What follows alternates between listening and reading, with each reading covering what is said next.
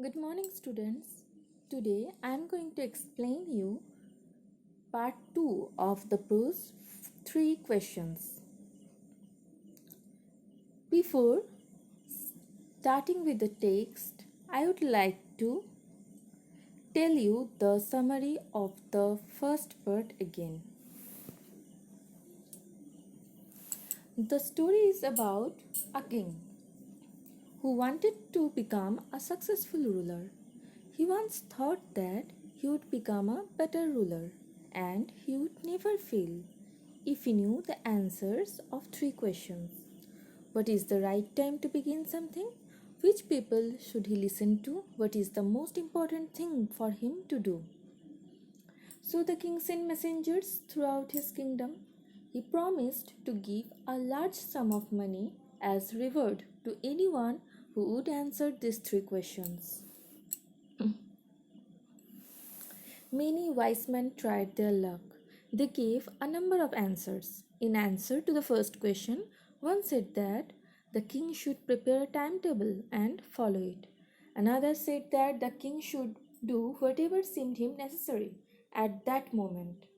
The third suggested that the king should consult wise men or magicians. Answering the second question, they gave top importance to his counselors, or to priests, or to doctors, or to soldiers. In reply to the third question, the wise men gave importance to science or fighting or religious worship. Different people answered differently. The king was not satisfied at all from the answers he got, so he gave no reward. Therefore, the king decided to seek advice of hermit, who was widely known for his wisdom. The hermit was old and weak. He lived a simple life. So the king decided to go to him just like an ordinary people. He left his horse and bodyguards and wore a simple cloth and went alone. When the king went to hermit's hut, he was digging the ground. The king repeated his questions and told him that he wanted his advice. But without giving any answer, the hermit went on digging. The king offered hermit help in digging. After digging for a long time, the king was tired and he repeated his questions. The hermit gave no answers. Rather, he stood up, stretching his arm for the spade, and advised the king to take rest. But the king did not give him the spade. Another hour passed. The king is impatient now. He asks the hermit to answer his questions, and in case he does not know the answers, he must let him know that. In that case, the king will return home. At that time, the hermit said that someone is coming towards them. Now, we will be reading in the second part of 3 questions that who that man was really, and what was his intention, and why he came into the picture, and what happened next. So, let's read. The king turned round and saw a bearded man running towards them. His hands were pressed against his stomach, from which blood was flowing. When he reached the king, he fainted and fell to the ground. The king and the hermit removed the man's clothing and found a large wound in his stomach. The king washed and covered it with his handkerchief, but the blood would not stop flowing. The king redressed the wound until at last the bleeding stopped. So what happened? The king and the hermit saw the man was rushing. He had a wound on his stomach and it was bleeding also.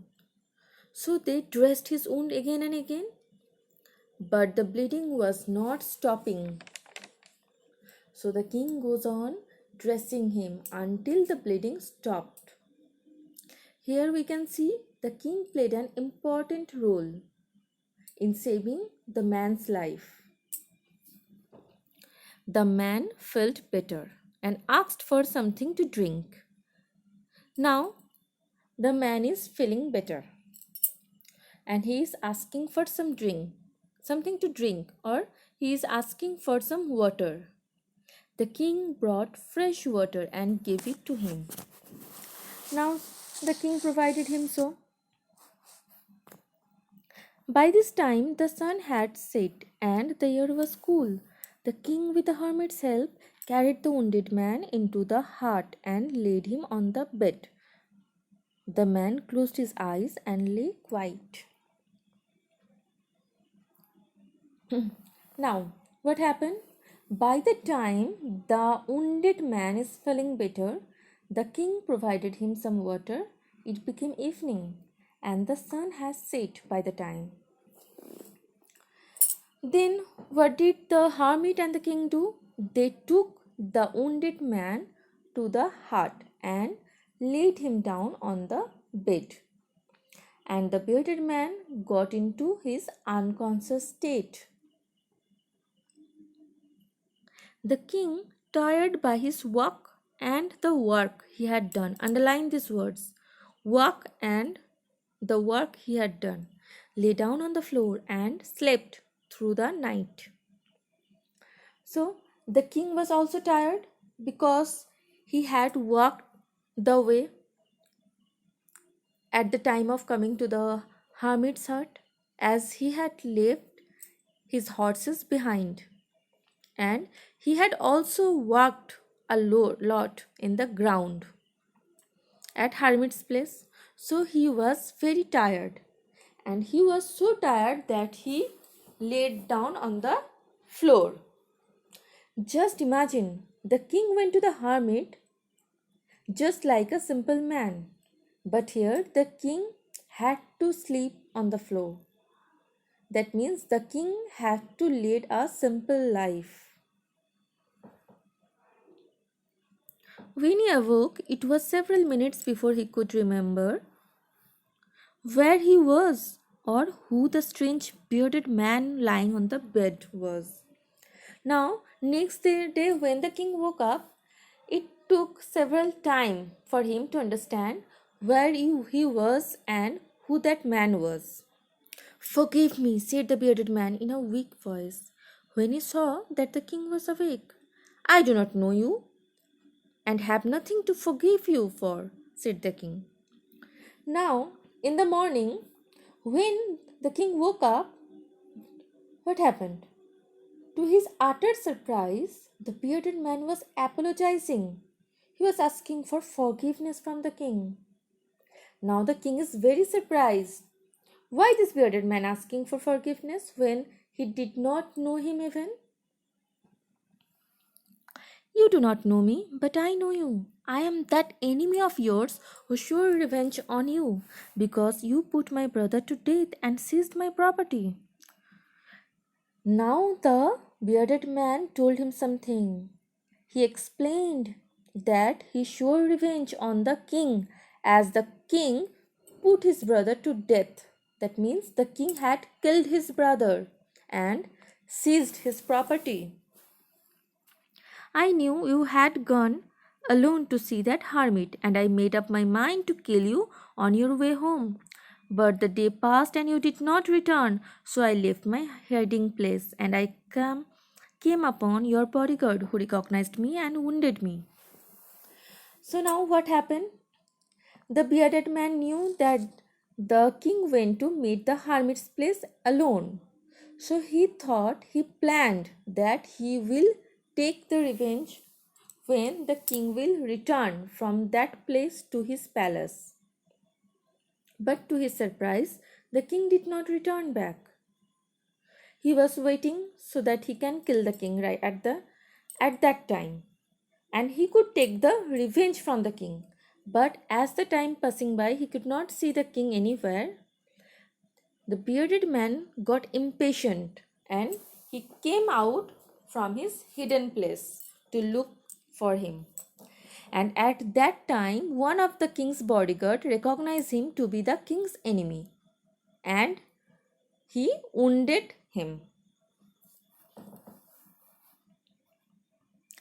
I escaped from him, but I should have died if you had not dressed my wounds. I wished to kill you, and you have saved my life. Now I wish to.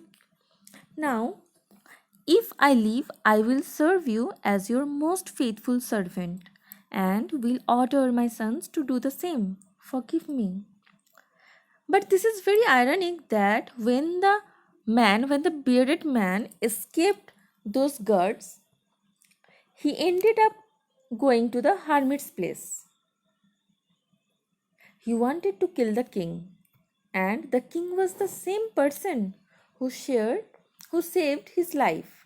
So so that is why the bearded man was asking for his forgiveness, and also promised him. And the bearded man also promised the king that as the king has saved his life, he would serve the king throughout his life, and he will also ask his son to do the same. The king was very happy to have made peace with his enemy so easily and to have won him over as a friend. He not only forgave him but said he would send his servants and his own doctor to look after him, and he promised to give back the man his property. On the other hand, the king was also very happy to settle peace with his enemy. The bearded man was his enemy, but by saving his life, he made peace with his enemy. Now the king also promised him that he will also return back all the property that he had seized. Now you must be thinking about the three questions that the king wanted to ask from the hermit. So let's see what happened next. Leaving the wounded man, the king went out of the hut and looked round for the hermit. Before going away, he wished once more to get the answers to his question. The hermit was on his knees, showing seeds in the beds that had been dug the day before. The king went up to the hermit and said, "For the last time, I beg you to answer my question, wise man." Now, the king again pleaded the hermit to answer those three questions. And the hermit was again in the same place. He was digging that day, the previous day. He was in the same place. Now he is showing the seeds. There, the king again pleaded the hermit to answer those three questions. "You have already been answered," said the hermit, still bending down to the ground and looking up at the king as he stood before him. Now what happened? The hermit said that he had already answered him. "How have I been answered? What do you mean?"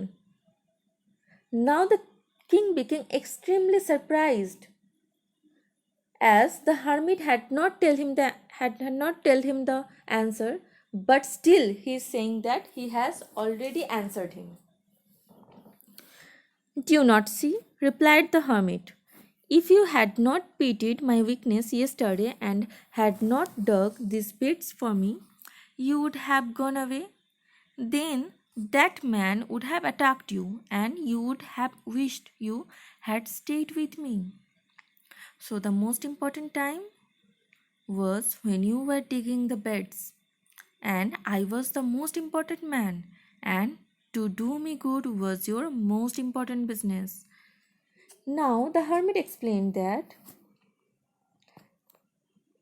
what are the answers, and to make him understand that, he took the scene back and rewinded the picture and told the king that if he had not waited yesterday, if he had not pitied on him and helped him in digging, he had been gone back to his place and the enemy would have killed him. But as the king considered the hermit as important for that time, he had helped him. So the most important person that time proved to be the hermit himself. And the most important business for him to do was doing good to the hermit by digging or by helping him to dig the ground. Afterwards, when the man ran towards, the most important time was when you were caring for him, because if you had not dressed his wounds, he would have died without having made peace with you. Now, next, the most important person was for him after hermit. After hermit, the most important person for the king was the wounded man, because if he had not dressed his wound, he would have died, and in that case, the king could not make peace with that wounded man.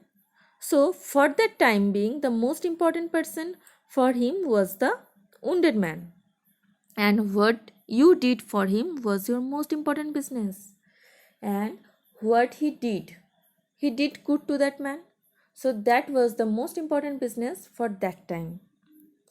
Remember then, there is only one time that is important, and that time is now. Underline it. So, the most important time to do something is now. This is what the hermit tried to explain. Instead of planning for what we would do tomorrow, the right time to do something is now.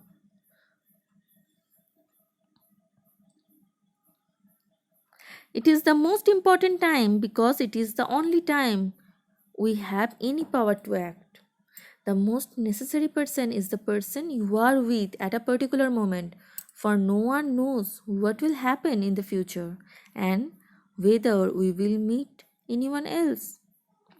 And always the most important person is the person with whom we are at that particular moment. The most important business is to do that person good, because we were sent into this world for that purpose alone. And what is the most important business to do? The most important business to do is to do good for others, because for that purpose only we are here in this world. So student, what do we learn from this prose? That the most important time to do something is now, and the most important person is the person with whom we are currently at that time. And the most important thing for anyone to do is to do good, because for that purpose only God has sent us in this world.